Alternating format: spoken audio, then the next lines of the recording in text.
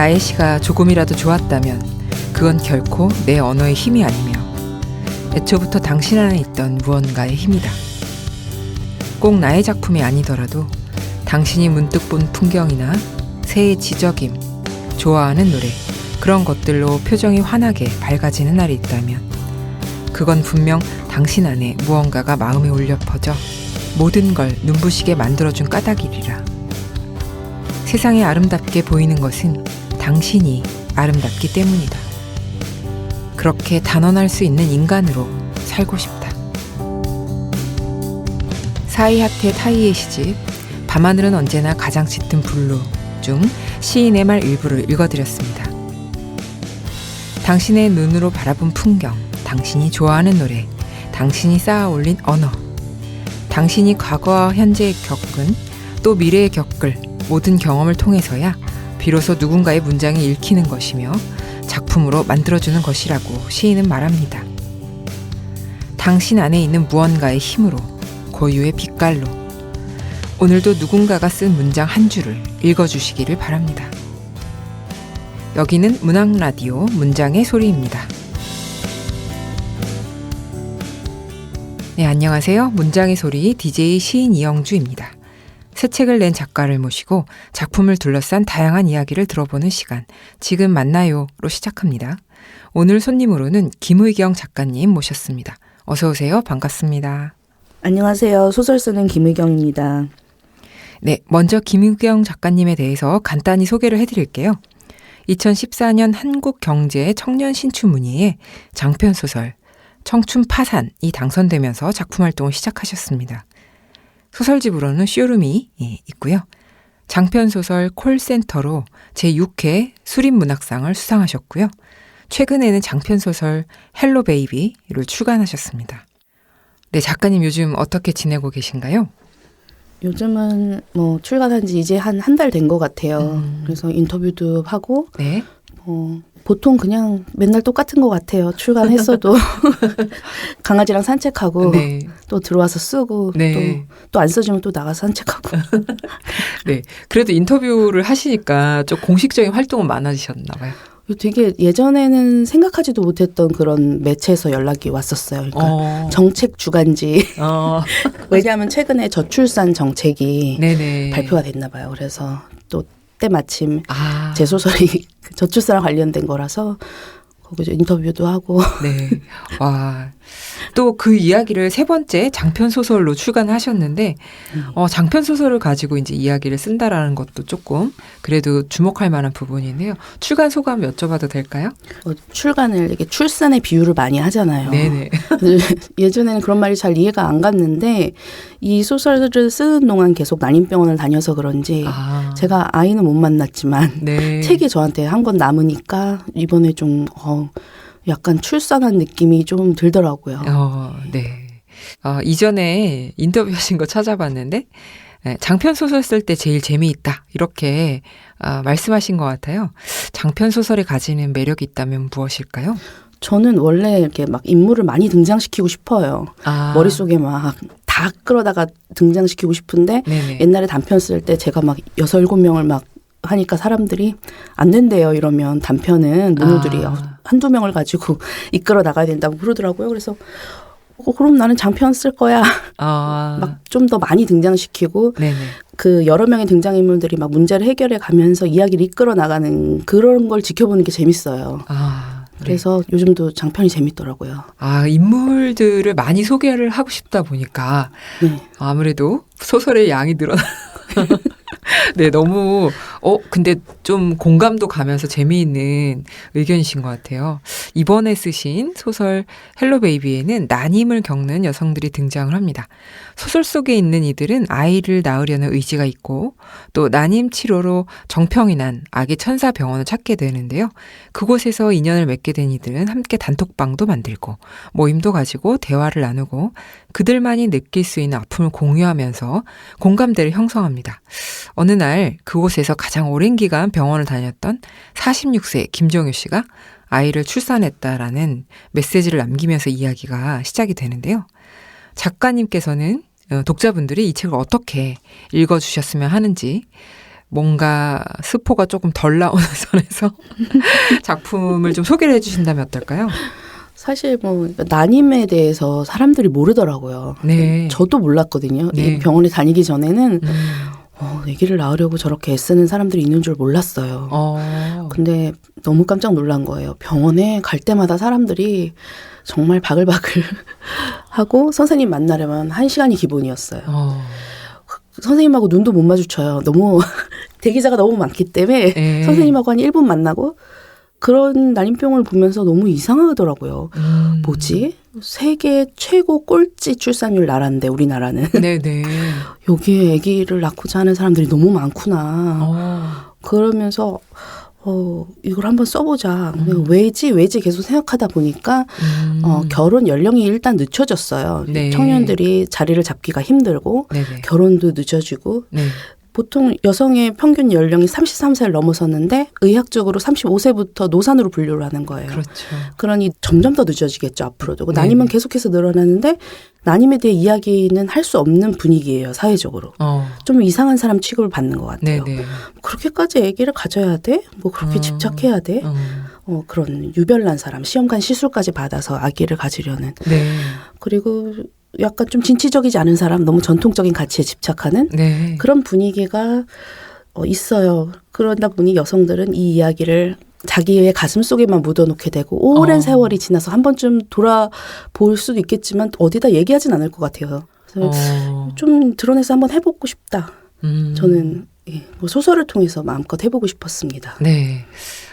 지금 말씀해 주시니까 이제 어쨌든 우리가 비혼이나 뭐 그런 것들 또 출산을 하지 않으려고 하는 그런 어떤 이슈는 좀 많은데 확실히 난임에 대한 이슈는 없었던 것 같습니다.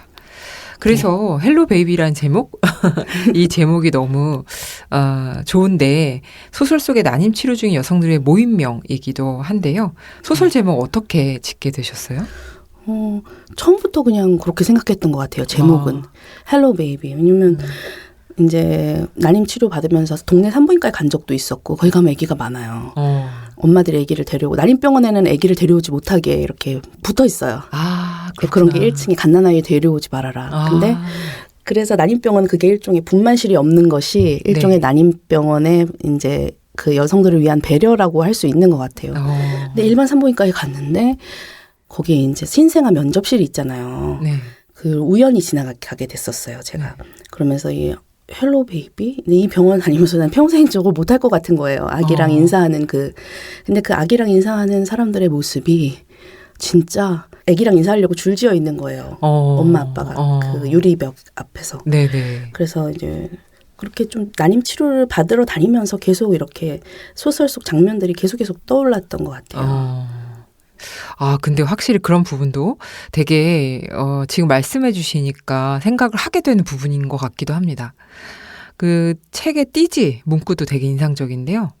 심각한 저출산 국가의 난임병원이 이렇게 붐비는 것이 믿기지 않았다. 이제 이렇게 시작을 하는데 작가님 소설 본문에서 인용이 된 거죠. 그래서 최근에 읽어온 이 소설들을 통해서 결혼이나 육아에 대한 기존 인식이 많이 변화됐죠. 아까도 잠깐 말씀을 드렸죠. 그런데 비혼이나 비출산, 모성애, 통념에 대한 뭐 비판적 인식 이런 건 많은데 결혼해서 아이를 원하는 엄마가 되고 싶어하는 여성들의 이야기가 확실히 이슈화되지 않고 있다. 네. 그래서 이제 그런 부분들을 짚어주신 것 같은데 조금 더 소개해 주시면 좋을 것 같아요. 그게 왜 그럴까 이제 생각을 해보면 이상하게 아기를 낳고자 하는 여성과 아기를 낳지 않기로 결정한 여자들 사이에 그 미묘한 갈등이 있어요. 보이지 않는. 저도 뭐 예를 들어서 그런 말 되게 많이 듣잖아요. 언제 아기 낳을 거야? 네. 그 전에 언제 결혼할 거야? 언제 아기 낳을 거야? 또 낳으면 언제 둘째 낳을 거야? 막 이런. 끝나지 않는. 근데 그건 굉장히 여성의 자아 실현에 솔직히 육아가 방해가 되잖아요. 네. 그러니 요즘 같은 때 여성들의 자아 실현이 굉장히 활발한데 아기가 생기지 않는데 막 병원까지 다녀가면서 아기를 낳으려고 하는 여성들은 굉장히 뭔가 좀 진취적이지 않고 이상하게 느껴지고 난임 휴가가 분명히 존재하는데 저 난임 휴가 쓸래요. 저 오늘 난자 채취하러 가야 돼요. 배아 이식하러 가야 돼요. 이런 얘기를 할 수 있는 사람이 없을 거예요. 네. 아마. 아기라도 혹시나 생겼으면 그러면 그나마 뭐 모두 쓸 수 있고 출산휴가도 쓸 수 있고 하는데 아기가 생기지도 않은 사람이 맨날 아기 얘기를 하면서 난임휴가 왜 그럴까? 남자들끼리는 아기 때문에 갈등을 일으키지 않거든요. 네. 여성들끼리 내가 미혼 여성인데 유부녀 여성이 난휴가를 계속 쓰고 그러면은 굉장히 싫어하고 게시판에 글이 올라오고 예, 왜 그런 일이 일어날까 계속 생각 많이 했어요. 예. 네. 왜 여성들만 이렇게 갈등하게 될까? 네. 예. 그럼 확실히 그 출산과 육아를 여성의 일로 많이 치부를 하다 보니까 사실은 우리가 어떤 가정을 이룬다라는 건 같이 하는 것인데도 불구하고 아무래도 그런 식으로 치부되는 게 좀 많긴 한 것 같습니다. 지금 말씀하신 걸 들어보면서 또 우리가 이제 처한 상황들, 소설에도 나오지만요. 나이도, 직업도, 사연도 전부 다른 인물들이 임신을 위해서 이제 모여서 여러 가지 노력들을 합니다. 그래서 누군가의 아내이자 엄마이고 며느리자 딸, 그리고 조직사회 구성원, 지금 말씀하신 그런 부분들에서 난임 치료한다라는 게 여러 가지 진짜 예민한 부분들을 가지고 가는데요. 작가의 말에도 보면 실제로 이제 다니면서 경험을 하셨는데, 아무래도 경험이 소설로 되는 과정에서의 어떤 에피소드가 좀 있으셨을까요?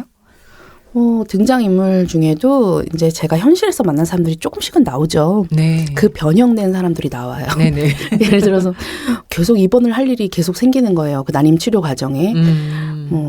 옆에 같이 입원한 분하고 이제 짧게 대화를 나눴는데, KTX 타고 계속 이거 난임 시술 받으러 온다. 네네. 남편이 뭐 합기도 도장을 한다고 그러시더라고요. 네. 그러면 저는 그걸 좀 변형해서 태권도 지은이 남편이 또 태권도 종목. 그러니까 현실에서 만난 사람을 좀 크로키처럼 딱 이렇게 스케치를 해놓고서 계속 좀 변형시키고 거기다 색깔을 좀 입혀서 인물을 만드는 편이에요. 네. 아무래도 다양한 분들 많이 만나셨을 것 같긴 해요. 예. 다니시면서. 거기서 뭐 아기 때문에 맨날 울고 웃는 여자들을 만나게 되니까 되게 신기하죠. 네. 저도 점점 그렇게 되어가는 이 시간이 길어질수록 계속 병원에서는 그래요. 여성의 나이를 계속 강조를 합니다. 네. 임신한 여성의 나이가 가장 중요한 요소다. 네네. 근데 계속 나이는 먹어가잖아요. 그렇죠. 시간이 지날수록. 네. 그럼 내가 지금도 안 되는데 내일은 더 힘들겠지. 계속 이런 생각을 하면서 제가 목차에 여성의 나이를 넣었어요. 네네. 나이를 계속 생각하게 되는 거예요. 계속해서. 근데 빨리 결혼하고 20대, 30대 뭐 초반에 임신을 하려고 하는 여성이 요즘 별로 없지 않나요? 그렇죠. 그때는 한참 일에 집중해야 되는 나이잖아요. 네네. 만약에 그러면 아기를 낳고 육아와 임신 출산을 결정한 여성들은 경단녀가 되는 거잖아요. 네. 굉장히 이거 도저히 임신 출산 육아 할 수 없는 나라인데 아기가 생기지도 않고 이거 뭐 난임 여성들은 정말 갈 데가 없는 느낌이고 게다가 말도 할 수 없어요. 그래서 저는 이게 투명인간 같은 느낌? 네. 모든 회사에 있거든요. 근데 아무도 그 사람이 난임 치료 받는 줄 몰라요. 네. 말하지 않으니까. 네네. 그래서 이건 문학에서는 그런 보이지 않는 존재들에 대해 얘기해야 한다고 생각하고 처음부터 쓴 건 아니고 1년 동안 다니다가 안 되니까 그때부터 1년 정도 다니고 이제 쓰기 시작했던 것 같아요, 소설을. 지금 말씀을 듣다 보니까 확실히 이 사회에서 요구하는 그 자리에서의 역할들과 실제로 생물학적으로 이제 임신과 출산을 할 수 있는 그 나이가 겹치면서 평균 수명은 늘어나는데 실제로 그 가임할 수 있는 그 연령은 또 똑같잖아요. 네. 그러니까 거기서 벌써 모순이 생기고 그리고 또 직장 생활을 하면서도 충분히 임신을 하고 또 육아를 할 수 있는 환경이라면 또 이렇게까지 난임이 또 투명인간처럼 되진 않았을 것 같기도 한다. 네. 그런 생각이 갑자기 들면서 여러 가지 되게 이런 것들이 또 여성의 고통의 문제인 것 같아요. 왜냐하면 소설 속에 등장하는 이런 부부들도 보면 여성들은 굉장히 노력을 하는데 그 남편들은 이제 별로 노력하지 않는 별로 안 하고요. 네. 정말 시험관하고 인공수정의 차이도 모르는 사람도 많다고 하고 네. 왜 그런가 생각해보면 네네. 자기 몸에서 일어나는 일이 아니다 보니 맞아요. 그게 만약에 되게 막 자세히 설명해줘도 잘 모르는 느낌이더라고요. 네네네. 잘 상상이 잘 안 된다. 그래서 계속 소외되는 거죠, 여성들은. 네. 그러다 보니 비슷한 처지의 여성들끼리 좀 단톡방을 만들어서 교류하는 그런 설정을 넣게 됐어요. 네. 아무래도 이 남녀의 차이, 그러니까 생물학적 차이인데 그것을 사회적으로 어느 정도 그것이 갖고 있는 의미와 가치를 발견을 해줘야 되는데 그것이 마치 그건 뭐 여자들이 알아서 할 일 아니야? 약간 이런 식으로 취급되는 순간부터 훨씬 더 문제가 복잡해지는 것 같은데요. 네. 이 생각들을 하게 된 것, 장편 소설 안에 등장하고 있는 인물들의 생생함 때문이기도 한 것 같은데 아까 지금 잠깐 말씀해 주셨지만 살짝 변형하면서 이제 인물들을 만들어낸다고 하셨는데 또 뭔가 다른 어떤 방법들이 있을까요? 다양한 직업을 가진 사람들을 평소에 굉장히 만나고 싶어요. 만날 기회가 있으면 가서 만나고요. 네네. 대화도 하고 이 소설에서는 당연히 이제 인물은 개연성이 있어야 되는데 네. 제가 이 소설을 통해서 전달하고자 하는 메시지 중에 하나가 난임, 우리 사회의 난임은 사회적 난임이다. 이거를 전달하려면 다 너무 비슷한 처지에 있는 여성들 말고 경제적 처지도 다르고 직업도 다르고 이런 좀 다양하고 모든 다른 여성들 여러 명 등장시켜야 그게 설득적이라고 생각했어요. 네네네. 이건 결국에는 개인의 문제는 아니라는 거죠. 다 다르고 그런데 다 임신을 할 수 없는 상황, 간절히 원함에도 불구하고. 예. 그리고 또 당연히 일과 병행하기 힘든 모습을 또 보여주려고 했고 네. 그러다 보니 그만두는 사람도 있고 그만둬도 안 생겨요. 그런 인물을 만들 때 굉장히 그게 제가 제일 재미를 느끼는 부분이기도 하고 좀 대표할 수 있어야 된다. 그런 인물을 처음에 좀 많이 생각해서 어느 정도 실제하는 인물처럼 저한테 느껴질 때 이제 쓰기 시작하는 것 같아요. 실제하는 것처럼 느껴지면서부터 이제야 그 생생함이 더 덧붙여지는 것 같습니다. 사회적인 난임이다. 이 말이 되게 정확한 표현인 것 같습니다. 그 인물들 중에 혹시 또 가장 아끼는 최애 인물이 있으실까요? 최애는 아무래도 이제 좀 작가가 자기하고 좀 비슷한 인물이 그렇죠. 하나는 있잖아요. 네, 그렇죠. 그게 아무래도 문정인 것 같은데 네네. 그래도 그 문정을 소설가로 하고 싶진 않더라고요. 나하고 조금 거리를 또 둬야 되니까 저하고. 네네. 그래서 역시 글쟁이라고 이제 나오는데 논픽션 작가가 되고 싶은 프리랜서 기자예요. 네네. 또 문정이 또 일을 하다가 늦게 입원을 해서 유산하는 장면이 나오는데 제가 그런 경험이 있었어요. 예. 그러니까 회사에다가 저 지금 병원 안 가면 유산할 것 같은데요. 이런 말을 하기가 힘든 거예요. 그렇죠. 예. 되게 프로답지 않은 느낌. 예. 그리고 거기서 보면 소라가 이제 네네. 정자기증 받아서 아이를 낳으려고 하잖아요. 네. 저는 이제 그런 여성들이 실제로 사유리 씨가 맞아요. 네. 분위기를 바꿨죠. 예, 지금 이런 생각을 하고 있는 여성들이 당연히 많을 거라고 생각하는데 그러면은 뭐 결혼 법적인 아빠가 있어야만이 아기를 낳을 수 있는. 왜 그래야 하나? 왜 정자기증을 지금 현재 국내에서 못 받아요, 합법적으로. 네. 남편이 있어야 돼요, 법적인 남편이. 네. 있어야만 정자기증 가능하고 남편의 동의도 얻어야 되고 그 사람의 동의, 그 사람 와이프의 동의까지 얻어야 되고 또 제가 이 책을 내고 들은 이야기인데 결혼한 여성이 난자 냉동할 때 시댁의 허락까지 받아야 된다는 왜냐? 난자를 냉동해 놓고 다른 데 쓸까? 그게 그렇대요, 실제로. 그러니까 동의를 그렇게 받아야 된다고 해서 저는 깜짝 놀랐어요. 그것까지 모르고 있었거든요. 네. 내가 내 난자를 얼리려는데 내가 지금 법적으로 결혼한 여성이면 이렇게 뭐 남편도 그걸 알아야 되고 모르게 할 수는 없나 봐요. 임신은 다 여성만의 문제라고 막 그러면서 정작 그럴 때는 다른 사람들이 소유권 주장. 예. 너무 이상하더라고요. 네. 되게 비합리적이고 균형이 맞지 않는 그런 문화인 것 같습니다. 그런 말씀 하시다 보니까 이제 여기에서 나오지만, 여기 시어머니들이 며느리들 대하는 태도, 이제 이런 것들이, 분명 비슷한 길을 걸어왔는데, 공간과 연대가 쉽지 않고, 세대 간의 갈등이 좀 많기도 하고, 그런데 뭐 자궁 근종 수술 받았는데 자기도 해봐서 아는데 별거 아니니까 명절에 와서 전 부쳐라. 뭐 난임은 완전 여자의 나이 때문에 네가 나이가 너무 많구나. 뭐 이런 어떤 또 태몽에서 며느리를 고목나무로 막 등장을 시킨다든지 이런 캐릭터들이 좀 나오는데 약간 조금 더 소개해 주시면 좋을 것 같아요. 뭐 시어머니들은 글쎄 오히려 더 이해해 주실 것 같잖아요. 경험을 했으니까. 왜 그럴까? 생각을 해본다면 정말 망각하시는 건지. 근데 여전히 이제 며느리의 임신 출산을 우리 집안의 일이라고 생각하는 것 같아요. 네. 며느리의 몸을 우리 집안의 대를 잇는 몸이다. 네. 이렇게 생각하시는 것 같아요. 네. 여전히. 병원에 따라다니는 시부모님이 실제로 아주 많지 않겠지만 있고 존재하고 있고. 그러니까 참 이상해요.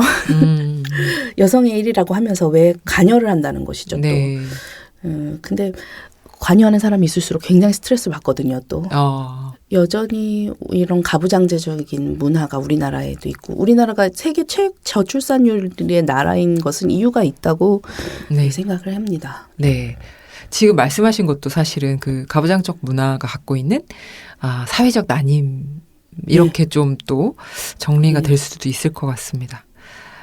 이런 과정들을 이제 이야기를 하다 보면 아무래도 여러 가지 그 작가로서도 쓸쓸한 생각이 좀 들기도 하실 것 같은데 네. 네, 그런 생각이 들 때는 어떻게 좀 극복을 하시나요?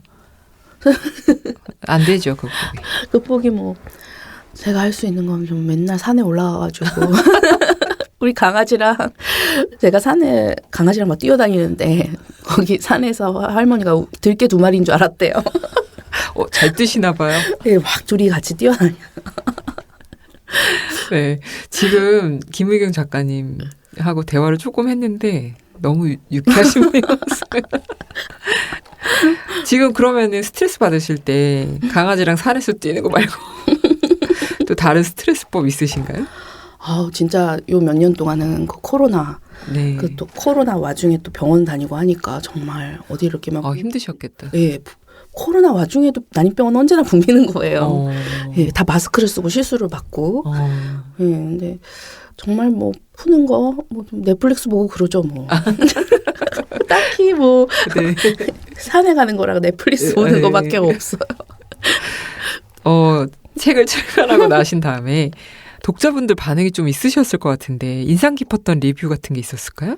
대부분은 이렇게 힘든지 몰랐다 뭐 그런 얘기들이었는데 이제 시험관으로 아기를 낳은 분들이 서평을 써주셨던 것들이 이제 기억이 남는데 네. 그 어떤 분이 13번을 받았다. 시험 내주수 13번을 받아서 아이를 낳았고 근데 지금 옆에서 내 옆에 아이가 새근새근 자고 있다. 근데 나는 30번이라도 했을 것이다. 이 아이를 만나기 위해서라면. 와, 그만큼 가치 있는 일이었다. 그렇게. 그러니까 임신을 뭐 마치 여성이 할 수 있는 최고의 숭고한 일인 것처럼 말하는 것도 물론 그것도 좀 문제가 있겠지만 임신은 아무 가치가 없는 것으로 그렇게 말하는 것 또한 저는 같은 거라고 생각해요. 같은 태도라고 생각하거든요. 그래서 난임 여성들에 대해서 좀 더 책을 통해서 관심을 가져주셨으면 좋겠어요. 네. 이번에는 내가 가장 사랑하는 문장들 작가의 목소리로 작품에서 가장 사랑하는 문장을 듣는 시간입니다. 어떤 문장들을 가져오셨을지 김의경 작가님의 목소리로 들어보도록 하겠습니다. 어차피 잃을 아이라면 심장 소리를 듣기 전이 나아요. 더 자란 상태로 유산이 되면 소파 수술을 해야 하는데 그 과정이 너무 끔찍해서 자기 자신을 찾기까지 시간이 오래 걸리거든요. 문정은 다른 사람에게 그런 말을 들었다면 상처 입었을 거라고 생각했다. 우리끼리니까 할 수 있는 위로였다. 어차피 떠나갈 아기라면 아기집이 생기기 전에, 심장 소리를 듣기 전에, 난황이 생기기 전에 떠나는 것이 나았다. 그날 저녁 문정은 식욕이 나지 않아 병원 밥을 물렸다. 그러고는 환자복 차림으로 간호사들의 눈을 피해 지은과 함께 병원을 빠져나가 편의점에서 주전부리를 사서 돌아와 텔레비전을 보면서 깔깔대며 먹었다. 누군가 봤다면 아기를 잃은 여자들 같지 않다고 했을 것이다. 잘 들었습니다. 이 문장을 낭독해 주신 이유가 있으실까요? 그러니까 다 유산을 해서 다 이제 병원에서 만나게 된 거예요. 지은이랑 문정이랑 정효가 만나게 됐는데 보통 그렇게 유산한 여성은 맨날 이렇게 누워서 엉엉 울 거라고 생각하지만 이렇게 서로 같이 깔깔대면서 TV도 보고 그러면서 이제 상실의 아픔을 치유하는 거잖아요. 네네. 그래서 이 장면을 좀 슬픔이 분출되는 방식도 되게 다양하듯이 상처를 치유하는 방식도 되게 다양하다고 생각하는데 그래서 이 장면이 좀 마음에 들더라고요. 네. 이 문장을 들으시면서 헬로 베이비에 대한 안 읽으신 분들은 많은 관심을 가져주시면 좋을 것 같습니다. 그 작가님 이제 이 장편 나온 지 얼마 안 되시긴 했는데 혹시 지금 집필 중이시거나 아니면 앞으로 쓰고 싶은 이야기가 있으실까요? 지금 쓰는 이제 새로운 장편은 청춘 소설이에요. 제가 워낙에 청춘을 좋아해가지고. 네네. 근데 코로나를 통과해가는 청춘들의 이야기인데 더 이상 말씀드리면 스포가. 네, 거기까지. 네. 네, 혹시 작품 집필 계획 말고도 또 다른 목표가 있으실까요? 그냥 맨날 잘 지내야 된다는. 코로나 지나면서 허리가 아파가지고 네. 제가 맨날 서서 일을 했어요. 서서. 그래서 올해는 좀 허리가 완전하게 좀 나았으면. 예. 그 소설을 들쓰셔야 될 것 같은데. 그러니까 스탠딩 데스크를 샀거든요. 네네. 일어나서 일을 하니까 조금 나으신가요? 예. 조금씩 치유가 되는 것 같아요. 그 부분이. 네. 그 혹시 허리 아프신 청취자분들 참고하시면 좋을 것 같습니다.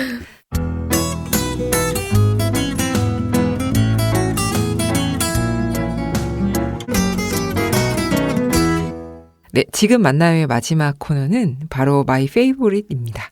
작가들이 최근 꽂힌 음악, 감동받은 영화부터 새로 발견한 맛집까지 작가님이 요즘 푹 빠져있는 것에 대해서 독자분들과 함께 이야기 나눠보는 코너 속 코너입니다. 김의경 작가님이 요즘 푹 빠져있는 것은 무엇일까요? 푹 빠졌다기보다는 이제 어젯밤에 네. 퀸 메이커를 보다가 아직 저는 안 봤는데 그러니까 아껴두고 있어요. 오늘 녹음이 없었으면 밤새서 봤을 것 같아요. 재미가 있더라고요. 그 문소리랑 김희애 씨가 되게 달라요. 성향도 다르고 성격도 다르는데 그 두 사람이 막 하나의 목표를 향해서 막 달려가는데 너무 재밌더라고요. 그래서 정말 밤샐 뻔했는데 적당히 딱 끊고 한 3시, 4시쯤 잤어요. 네. 퀸메이커. 네, 재미가 있고 그렇게 좀 여성들이 좀 이야기를 이끌어가는 그런 네, 뭐 드라마나 영화가 네. 요즘 많이 이렇게 끌리더라고요. 네.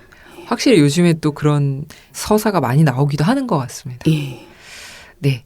지금까지 헬로 베이비의 김은경 소설가님 모시고 이야기 나눴는데요.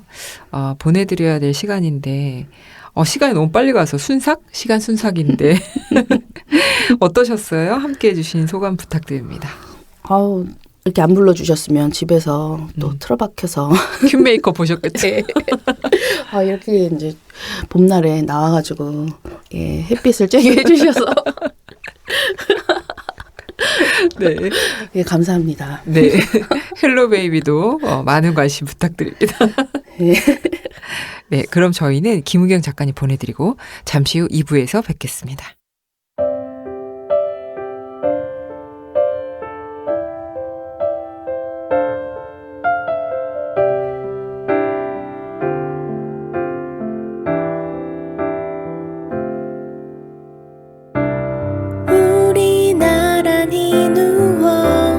은하수를 바라보면서 그댄 말이 없네요. 무슨 생각하고 있는지 돌아오지 않을 나를 추억하나요?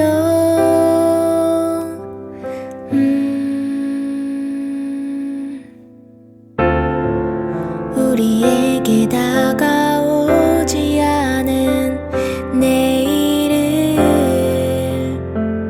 두려워하나요? 지나버린 시간도 찾아오지 않은 시간도 모두 잊어버리고 지금만을 느껴보아요. 누구에게도 차마 얘기한 적 없었던 작은 비밀 하나 말해 줄까요? 문장의 소리